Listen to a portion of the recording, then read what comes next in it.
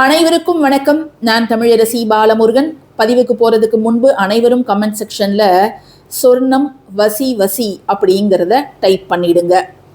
ஏன் நான் இந்த சொர்ணம் வசி வசி அப்படிங்கிறத டைப் பண்ணுங்க அப்படின்னு சொல்றேன்னா, இந்த காலகட்டத்தில் ஒரு பவுன் தங்கம் வாங்கிறது அப்படிங்கிறது ரொம்ப ஒரு மலைப்பான காரியமாக இருக்குது.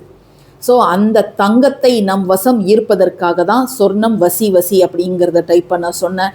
அதிலும் நாளை மிக மிக அற்புதமான ஒரு நாள். ஆனி மாதத்தோட செவ்வாய்க்கிழமை நாளை 3ஆம் பிறை, அதோடு சேர்ந்து வரக்கூடிய திரிபுஷ்கர யோகம். அது என்ன திரிபுஷ்கர யோகம்? ஒரு நாள், ஒரு திதி, ஒரு நட்சத்திரம், இவையெல்லாம் சேர்ந்து வரக்கூடியதை தான் நம்ம திரிபுஷ்கர யோகம் அப்படின்னு நம்ம அழைக்கிறோம். இந்த திரிபுஷ்கர யோகம் அப்படிங்கிறது தங்கம் நம்மிடம் சேர்வதற்கு மிக மிக அற்புதமான ஒரு யோகமாக அமைகிறது.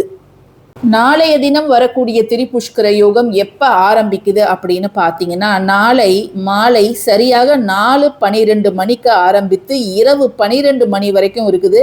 அடுத்த நாள் முதல் 58 நிமிஷங்கள், அதாவது புதன்கிழமை அதிகாலை 12:58 மணி வரைக்கும் இந்த திரிபுஷ்கர யோகம் அப்படிங்கிறது இருக்குது. நாளை செவ்வாய்க்கிழமை புனர்பூச நட்சத்திரம், த்விதியை திதி. ஸோ இந்த 3 அமைப்புகள் சேர்ந்து வருவது ரொம்ப ரொம்ப ரொம்ப ரொம்ப நல்லது. அதிலும் நீங்கள் இப்போ பார்த்துட்டு இருக்கக்கூடிய இந்த ஒரு வழிபாட்டை நாளைக்கு நீங்கள் செஞ்சீங்கன்னா, எவ்வளவுதான் உங்களுக்கு தோஷம் இருக்குது, தங்கம் என்கிட்ட சேரவே மாட்டேங்குது, நானும் எவ்வளவோ முயற்சி பண்ணுறேன், ஆனால் தங்கம் என்கிட்ட சேரவே மாட்டேங்குது, என்கிட்ட இருக்கிற தங்கமும் அடமான கடையில் போயிடுது, அல்லது யாராவது என்கிட்ட இருந்து வாங்குறாங்க, அதை என்கிட்ட திரும்பி தரது கிடையாது, இப்படி ஏதாவது ஒரு வகையில் தங்கம் அப்படிங்கிறது நம்ம கையில் நிற்கவே நிற்காது. நம்ம கல்யாணம் பண்ணிட்டு வரும்போது அவ்வளோ பவுன் தங்கம் போட்டுட்டு வந்திருப்போம். பட் ஆனால் குடும்ப சூழ்நிலை காரணமாக அதெல்லாம் ஃபுல்லாக அடமானத்தில் வச்சு அந்த நகை எப்படி இருக்குது, ஒரு தடவை என் கண்ணில் காமிங்க அப்படின்னு கூட நிறைய பெண்கள் தங்களுடைய கணவர்கிட்ட கேட்பாங்க. அந்த அளவுக்கு அந்த நகை கையில் இருந்து அதை இழந்தவங்களுக்கு தான் அதோட வலி அப்படிங்கிறது தெரியும். ஏன்னா அந்த நகை இப்போ அவங்க கையில் இருந்ததுன்னா ஒரு பெரிய சொத்து நம்ம கையில் இருக்கிற மாதிரி இருக்கும். ஏன்னா நகையோட விலை ஒவ்வொரு நாளும் ஏறிக்கிட்டு தான் போகுது. இப்படிப்பட்டவர்கள் நாளைய தினம் இந்த ஒரு வழிபாடை தவறாமல் செய்யுங்க. புது நகைகள் உங்களிடம் சேரவும், அடமானத்தில் இருக்கக்கூடிய நகைகள் வீடு தேடி வரவும் தேவையான ஒரு பொருள் என்ன அப்படின்னு பார்த்தீங்கன்னா, ஆவாரம் பூ. அதை வச்சு தான் நம்ம நாளைய தினம் ஒரு வழிபாடு செய்ய போகிறோம். நிறைய பேர் யோசிக்கலாம், இது என்னங்க காஞ்சி போய் குப்பை மாதிரி இருக்குது, இதை போய் ஆவாரம் பூன்னு சொல்கிறீங்களேன்னு. ஆமாங்க, ஆவாரம் பூலாம் இப்போலாம் சாதாரண அந்த பூக்கடையிலலாம் விற்காது. ஆவாரம் பூலாம் எங்கேயாவது கிராமத்துப்புறத்தில் தான் நிறைய பார்க்க முடியும். இப்போ நகர்ப்புறங்கள்லாம் ஆவாரம் பூலாம் பார்க்குறதே ரொம்ப கஷ்டமாக இருக்குது. ஸோ இந்த ஆவாரம் பூ நாட்டு மருந்து கடைகளில், இப்போ ஆவாரம் பூ டீலாம் போடுறோம் இல்லையா, ஸோ அதற்கு பயன்படுத்தக்கூடிய இந்த ட்ரைடு ஆவாரம் பூ ஃப்ளவர்ஸு நம்ம எடுத்துக்கலாம், ஒன்றும் தவறு கிடையாது. இந்த ஆவாரம் பூவை நாளைக்கு என்ன நேரத்தில் நீங்கள் செய்யணும் அப்படின்னு கேட்டிங்கன்னா, 7 to 8 அந்த நேரத்தில் நீங்கள் செய்யணும். 7 to 8 குருஹோரை. ஸோ செவ்வாய்க்கிழமை முருகனுக்கு உரிய நாள், குருஹோரை அப்படிங்கிறது குரு பகவானுக்கு உரிய நாள். நாளை இரவு 7 to 8 அந்த நேரத்தில் நீங்கள் முருகனையும் குருவையும் வேண்டி இந்த ஒரு விஷயத்தை செய்யுங்க. ஏன்னா தங்கம் சேருவதற்கு எப்படி குரு பகவானோட அருள் வேணுமோ அதே போலவே முருகருடைய அருளும் நமக்கு வேணும். அதனால் நாளைக்கு செவ்வாய்க்கிழமையில் இந்த திரிபுஷ்கர யோகம் வந்திருப்பதால் யாருமே இதை தவற விடாதீங்க. ஜஸ்ட் ஒரு கைப்பிடி ஆவாரம்பூ, இது எல்லா நாட்டு மருந்து கடைகள்லையும் கிடைக்கும். ஜஸ்ட்டு 20 ரூபா தான் ஒரு பேக்கெட்டு. நம்மளுக்கு கம்மியாக நீங்கள் ஒரு 100 கிராம் வாங்கினா கூட போதும். இதை நீங்கள் வாங்கிடுங்க. 7 to 8 உங்கள் பூஜை அறையில் எப்பொழுதும் போல் விளக்கு எரிஞ்சிட்டு தான் இருக்கும். ஸோ நீங்கள் முகம் கை கால்லாம் அலம்பிட்டு சுத்தபத்தமாக இருப்பவர்கள் மட்டும்தான் இதை நீங்கள் செய்யணும்.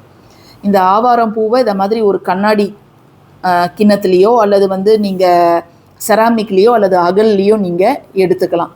எடுத்துக்கிட்டு இதை செய்வதற்கு ஒரு பொட்டு தங்கமாவது நம்மக்கிட்ட இருக்கணும். ஒரு கம்மல், ஒரு மூக்குத்தி, ஏதாவது ஒன்று, ஒரு மோதிரம், ஏதாவது ஒன்று நம்மக்கிட்ட இருக்கணும்.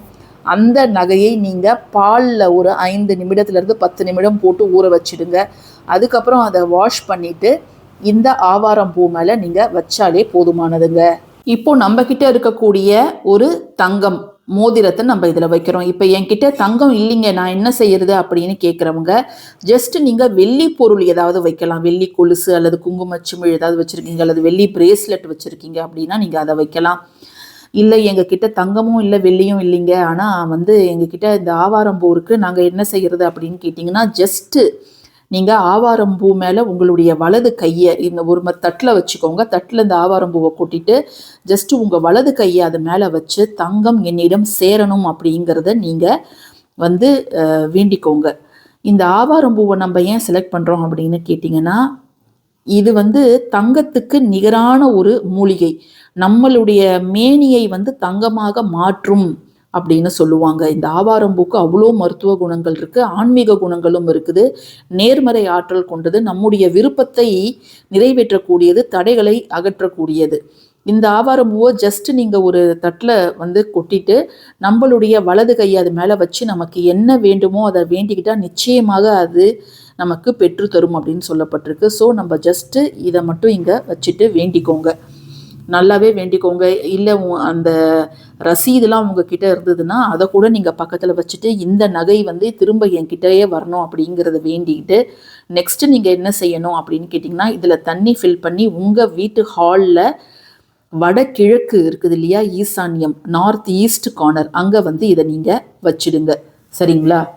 மற்றொரு முக்கியமான ஒரு சின்ன குறிப்புங்க, தங்கம் நம்ம கிட்ட சேரணும்னு நினைக்கிறவங்க எல்லாருக்குமே தங்கம் சேரணும் அப்படிங்கிற ஒரு ஆசை இருக்கும். அவங்க எல்லாருமே இந்த கனகதாரா ஸ்தோத்திரத்தையும் ஸ்ரீ சுப்பிரமணிய புஜங்கத்தையும் நேரம் இருக்கும் பொழுது நீங்கள் கேட்கலாம் அல்லது பாடலாம். ஏன்னா ரெண்டுமே தங்கத்தை நம் வசம் ஈர்த்து தரக்கூடிய சக்தி படைத்தவை. கனகதாரா ஸ்தோத்திரம் நம்ம சொல்லவே வேண்டாம், தங்க நெல்லி மழையை பொழிய செய்தது இந்த கனகதாரா ஸ்தோத்திரம். அதே போல் ஆதிசங்கரர் இயற்றிய ஸ்ரீ சுப்பிரமணிய புஜங்கம், இந்த பாடலை நம்ம காதால் கேட்டாலே நல்ல ஒரு அதிர்வுகள் நம்ம இருக்கக்கூடிய வீடுகளில் ஏற்படும். ஸோ நாளைக்கு வாய்ப்பு இருக்கும் பட்சத்தில் நீங்கள் இதை கேளுங்க அல்லது பாடுங்க. இரவு முழுக்க இந்த ஒரு கண்ணாடி பவுல் அங்கேயே இருக்கட்டும். மறுநாள் காலையில் நீங்கள் என்ன செய்யணும் அப்படின்னா, தங்கம் வசி வசி, சொர்ணம் வசி வசி அப்படிங்கிறத சொல்லிக்கிட்டே இந்த தண்ணீரை உங்கள் வீடு முழுக்க தெளிக்கலாம். உள்ளார இருக்கக்கூடிய தங்கத்தை நம்ம எடுத்து எப்பொழுதும் போல் நம்ம அணிந்து கொள்ளலாம். இந்த தண்ணீரை உங்கள் வீடு முழுக்க நீங்கள் தெளிக்கலாம், வண்டி வாகனங்கள் மேலே தெளிக்கலாம், எல்லாமே நீங்கள் செய்யலாம். ஸோ இவ்வளோதான் நாளை நீங்கள் செய்யணும். ஸோ இன்றைக்கே உங்களுக்கு நேரம் இருந்துச்சுன்னா இந்த ஆவாரம்பூவை வாங்கி வையுங்க. நீங்கள் ஜஸ்ட்டு ஒரு 100 கிராம் வாங்கி 2-3 பேர் கூட நீங்கள் ஷேர் பண்ணிக்கலாம். ஏன்னா கொஞ்சம் தான் நமக்கு தேவை. இல்லைன்னா ஒவ்வொரு வெள்ளிக்கிழமையும் கூட நீங்கள் இதை மாதிரி செய்யலாம். குரு பகவானுக்கு உரிய வியாழக்கிழமையிலையும் செய்யலாம், அல்லது நீங்கள் வெள்ளிக்கிழமை லக்ஷ்மி தாயாரை வேண்டியும் இதை நீங்கள் தாராளமாக செய்யலாங்க. ஸோ இந்த பதிவு உங்களுக்கு பயனுள்ள பதிவாக இருக்கும்னு நான் நினைக்கிறேன். பயனுள்ள பதிவாக இருந்துச்சுன்னா கட்டாயமாக லைக் பண்ணுங்கள், ஷேர் பண்ணுங்கள், நம்ம சேனலுக்கு சப்ஸ்கிரைப் பண்ணுங்கள். தேங்க்யூ ஃபார் வாட்சிங் திஸ் வீடியோ. நன்றி.